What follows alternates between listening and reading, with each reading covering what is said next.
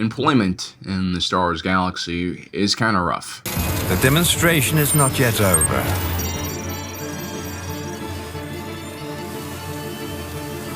I can't stop it! Move out!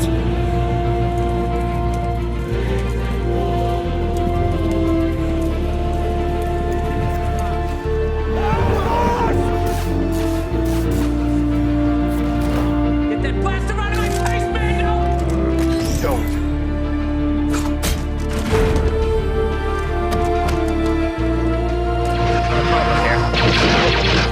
I can hold it. Pull up! No, I'm all right.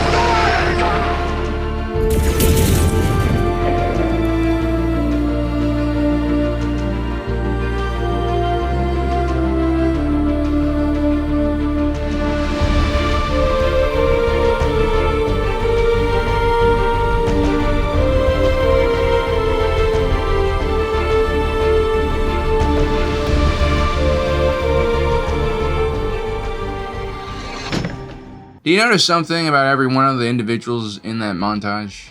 No, it's not that they all perish eventually. It's not that they are all good people or something like that. The theme here is every one of those individuals, from the senior factory worker to the Imperial Army trooper to the New Republic prison guard, are working for someone else. They are what we call labor, as in they exchange human effort, either physical or mental, to produce some type of good or service, in exchange for wages and salaries. And the truth is, unless you're some type of nepo baby like Princess Leia, you most likely will start off your life in labor as well. By the time I was 25 years old, I had already worked 10 different jobs, all of them as labor. And that's completely fine. Again, we all have to start somewhere. And when you're young, a lot of the things in your life are preparing you to become labor, like the education system. That's actually one of the few things that Emperor Palpatine got right when he was building his galactic empire. He actually consolidated the education system and made like a federal type of academy system, which worked really well at isolating the smartest and most capable people in the galaxy. The routine at the Imperial Academy, the discipline they try to instill into the cadets, the testing, and getting used to norms, it's all designed to socialize people and prepare them to enter the job market.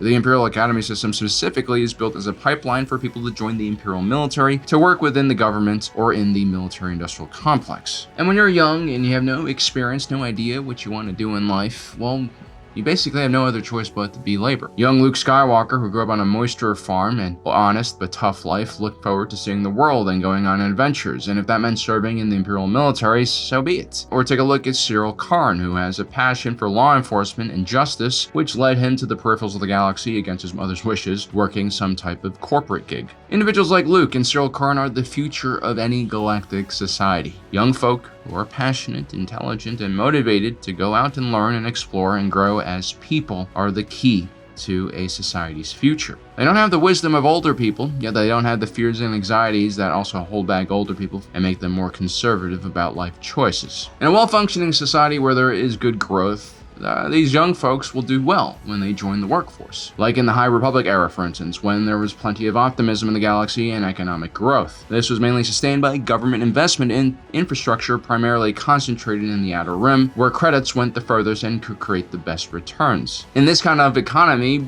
working as labor is fine, and that is because labor has a bit of leverage because there's a lot of jobs. The High Republic period represented an increase in spending from the pre-Rusan Reformation period, and so the galaxy needed new pilots, new surveyors, new factory workers, and everything else. That growth and expansion creates opportunity for labor to leverage their skills and demand higher pay, especially if there is a shortage in workers. But here's the thing, young Luke and Cyril are both starting their lives off not during the High Republic period or even the Late Republic period, but during the Imperial era, where the economic situation is quite different, and in that kind of situation, labor does not do well. But to understand why this is, we have to understand how the Galactic Republic's economy evolved into the Imperial economy. The High Republic's decline was mainly caused by failure in economic policy. Yes, the Sith meddled with affairs behind the scenes. You had a political crisis every decade in the Outer Rim, but all of this was mainly driven by poor usage of resources, even if it was well-intentioned. Supreme Chancellor Lina Soh was a very powerful political figure during the High Republic era, and as a visionary, she sought to establish more of a Republic presence in the Outer Rim, and this was driven by peacekeeping efforts by the Judicials and Jedi to stabilize the region. But at the core of her program was a series of of great works. Large economic projects that were very functional but also symbolic of the Republic's commitment and investment in the region. Typically, these government-led initiatives are less efficient and riskier than projects chosen by private developers. And that's because governments are not solely focused on making profit. They are here to also provide services with taxpayer money. For a society to really function, you need a balance in allocating resources between public and private sector. We need private projects to create growth, new jobs, new technology. Nothing motivates people better than profit, and we have to kind of take advantage of that. And this, of course, generates tax income, which benefits the government and the rest of society. But we also need government projects to invest in stuff that private entities would never do, because there's no economic return, like creating a fire station or a police station or school, creating a military, or in the case of the High Republic, the Starlight Beacon, a patrol station that doubled as a hyperspace beacon, making travel much easier in the Outer Rim. The Jedi were also stationed at Starlight Beacon and patrolled nearby sectors, creating more stability. The problem was most of Lina So's initiatives would fail, mainly due to clashes with hostile factions like the Nile Marauders, who destroyed projects like the Starlight Beacon, but also carried out terrorist attacks in the Outer Rim and seeded the hyperspace lanes with dangerous obstacles. The failures of the High Republic were a huge blow to the Galactic Republic government, and it made people much more cynical about institutions, sort of like what's happening in our own country and our own world today. As we've seen in The Acolyte, the Jedi were also overextended during this period and faced increased opposition from the political class because of their perceived power. Things were not going well for the central government. Now, a capitalist society heavily depends on growth and begins to struggle quite a lot when that growth slows down. You have less investment from business, less employment, people lose homes, and families break apart. The High Republic had sought growth by expansion, creating more worlds, which is a very healthy way to create growth. The Galactic Republic more or less gave up on that and instead sought to deregulate and lower corporate taxes, which will be beneficial to a certain point. But if you go too far, then once again you have imbalance. In the United States, one of the driving factors of the growing inequality between CEO pay and average wage growth was really Reaganomics. And listen, I don't want to be too hard on Reagan or the Republicans, policymakers who were behind him, who honestly probably drafted everything up. I mean, Reagan was just an actor after all. And that's because the situation they were in the 1970s and the early 1980s was really bad. I mean, you could argue it was a lot worse than what we have today. Inflation was not at 5 or 8%, it was in the double digits. Mortgage rates had climbed to their peak in 1981 to 18.45%, and unemployment was extremely high as well. You also had fuel costs ballooning to crazy levels and also fuel shortages, which of course would halt the entire economy. When you cut corporate tax, when you decrease regulation, it definitely increases economic activity, which generates more tax revenue for the government to a certain extent. It's for this reason that from the late 80s to the early 2000s, the United States were,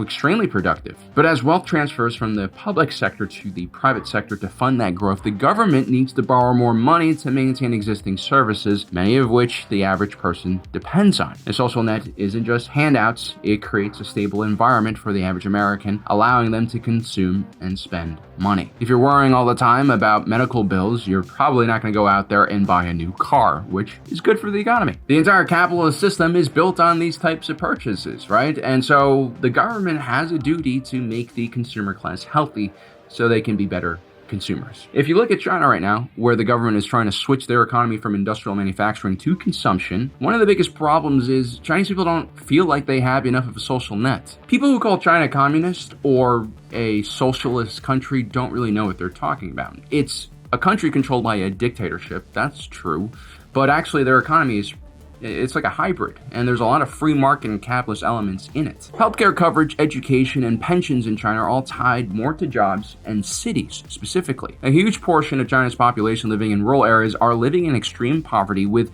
very little support and services. Consumption in China is not growing because Chinese people save money in case of emergencies and are not trustful of the safety nets that they have. Just like in the United States, the majority of consumption in China is driven by like the top 10-20% of wealthiest households. Now let's get back to the Republic. So towards the end of the High Republic, you saw a pullback in government infrastructure spending, which was followed by a pullback in private spending, especially in the Outer Rim. This creates a recession. And so companies like Krillin Engineering, who were in a boom cycle, opening up new factories, building all sorts of new freighters as fast as they could to hand off to homesteaders and pioneers looking to establish a new life on the edges of the galaxy, we're suddenly seeing all their sales drop in large numbers. But here's the thing.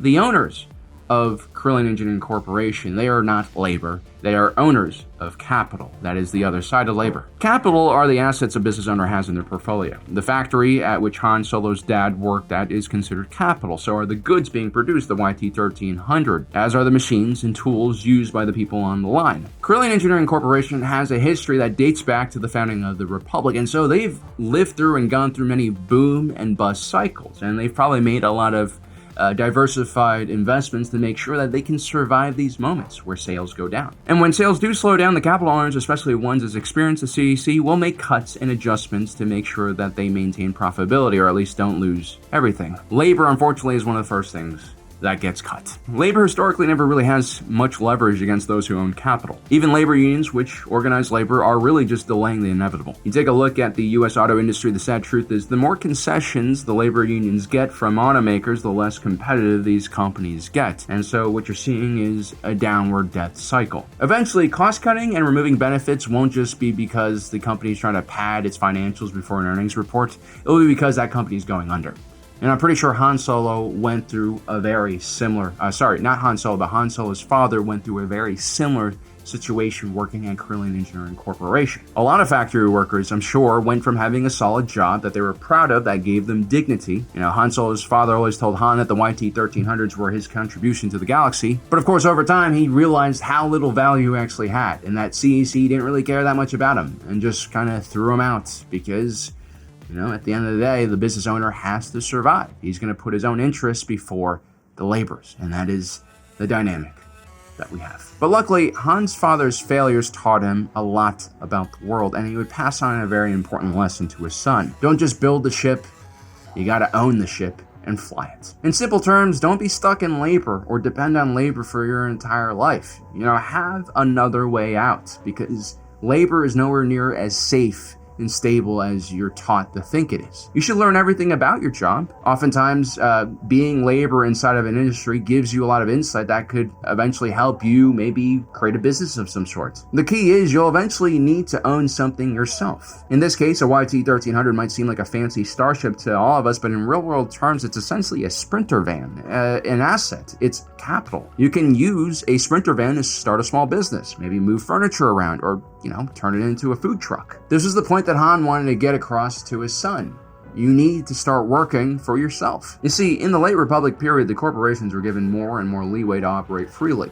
A huge imbalance occurred, especially in the Outer Rim, where the free trade zone was established. You had companies literally developing feudal kingdoms where they controlled everything and enslaved people into a modern form of indentured servitude. Basically, they'll pay for your journey to the Outer Rim, but once you're there, you'll probably never be able to pay it back because you're not getting paid enough, and probably they're also charging you for living expenses and other things. As entities like the Trade Federation and Techno Union and intergalactic banking clans became more powerful, they not only lobbied the Galactic Senate, they became a part of the political system and actually had direct representation. The damage these companies did to the Outer Rim was massive. They stalled growth, they exploited labor, and they hurt a lot of people, which radicalized them from a political point of view, which of course led to a secessionist movement. But these corporations didn't have enough. You know, not all corporations are evil, but there are definitely some that will take advantage of every loophole you present them. And so a dozen companies, making up the Separatist Council, agreed to start the Clone Wars for the sole purpose of selling more munitions and weapon systems to both sides of the conflict. This essentially bankrupted the entire galaxy, it bankrupted the Confederacy, the Republic, and also the banking system, and led to an economic disaster. And look at what happens to all the labor. Factory workers lose their jobs or are forced to work longer hours for less pay in more dangerous situations. Again, labor has no leverage in a capitalist system. But if you are an owner of capital, let's say you're Lando Calrissian, the entrepreneur who has lost almost as much money as he's made, let's say you're running something like Cloud City and it's Tabana mining operations there. Maybe it's too expensive to hire humans to do maintenance work because of some kind of economic downturn. Well, what you could do is just hire Ugnaughts who are smaller and consume less resources and also take less pay, or better yet, you can automate a good deal of your workforce to lower overall costs. Of course, you need capital, and that capital comes in the form of credits you've made from previous ventures to make such an investment. So when you own capital, when you have resources, you are able to basically adjust to moments of economic decline. In many cases, if you have money during those periods, you can buy a lot of assets for cheap. But unfortunately for Orlando, he's living in the imperial era when he's in charge of Bespin. The free market and capitalist system have been replaced by essentially a command economy, where the government controls and heavily regulates all industries.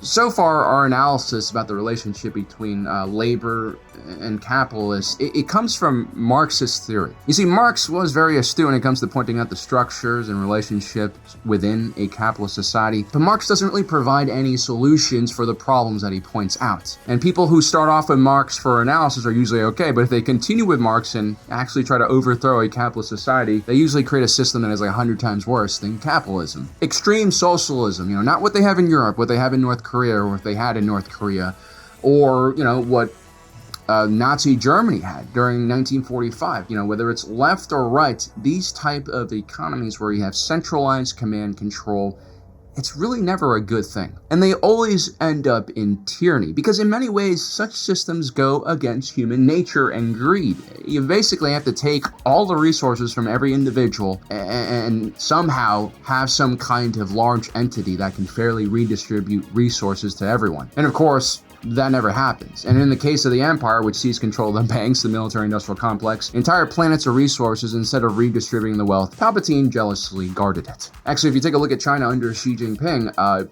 his government is famously known for not wanting to give handouts to the people, something that the United States did quite freely during the COVID crisis with mixed results. So again, the next time you hear someone say China's communist, it's very likely that everything else they say afterwards is, they just don't know what they're talking about. In many ways, China has a much more chaotic and vibrant free market than the United States does, and it is also causing its own very unique problems. Anyway, under Palpatine's type of command economy where the Empire controls all resources, he has the political power to literally take property from business owners like Lando. So in this kind of system where one person controls everything, even owning capital is kind of dangerous.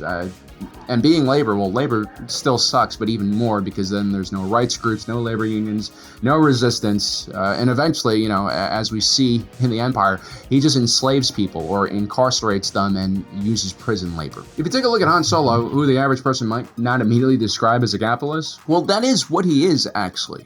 Maybe not from an ideological point of view, but from an economic point of view. He is someone who owns capital. He is self-employed. And he got to where he was because he witnessed how his father's life crumbled because he was so dependent on labor. And because of his father's failures, Han becomes an orphan and a slave for a street urchin gang. So Han, from the very beginning, unlike Luke and Cyril, was disillusioned about working for other people. This is why he never joins the Rebel Alliance as labor. Yes, even fighting for the Rebel Alliance is considered labor. If you're in the infantry, if you're a pilot, even though it's a good cause, you're still labor. And as an independent operator, Han Solo is working for himself. And despite the many setbacks he's experienced, he continues fighting and fighting until he finally lands himself a princess. He eventually starts a pretty successful shipping company, and he probably focused too much on racing starships, which in turn led to the neglect of his son, who turns into an emo guy who eventually murders him. But that's another topic we need to discuss. But the moral of the story is this: if you work in labor, that's fine. Again, we all started working out in labor, and maybe you want to work labor for the rest of your life because that's what you know and that's what's simple. But the point is,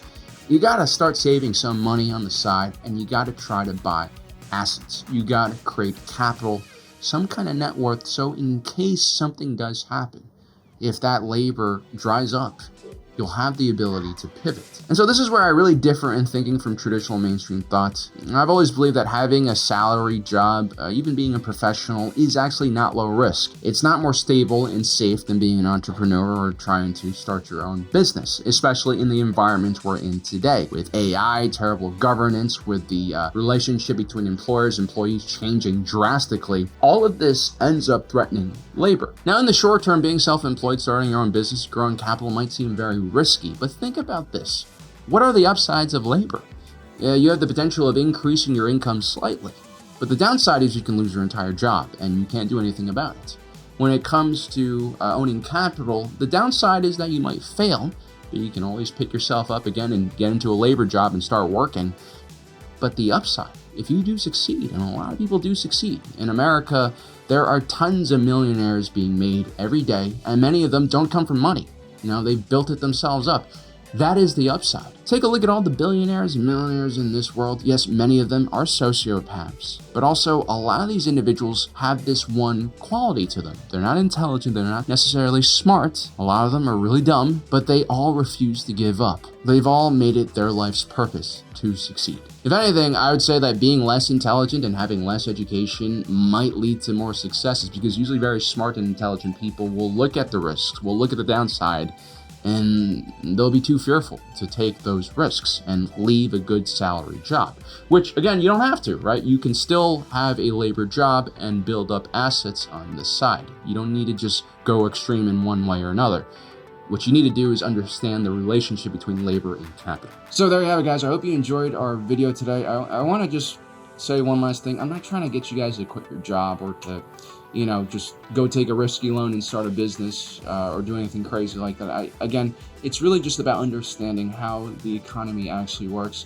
I see a lot of the information out there. It's very misleading. It's very political in nature. It's like, oh, I'm against this, I'm for this, I'm super left-wing, I'm super right-wing. Skip out on the noise, skip out on the emotion. You got to be cold and calculating in these kind of tough economic times. You need to learn how systems work, and you have to put yourself in a position where you can take advantage of it to a certain degree. Well, guys, I hope you enjoyed today's video. Don't forget to subscribe, hit that notification button down below so you don't miss out on the rest of our awesome content. My name is Alan, reminding you that my allegiance is to the Republic, to democracy. I'll see you next time.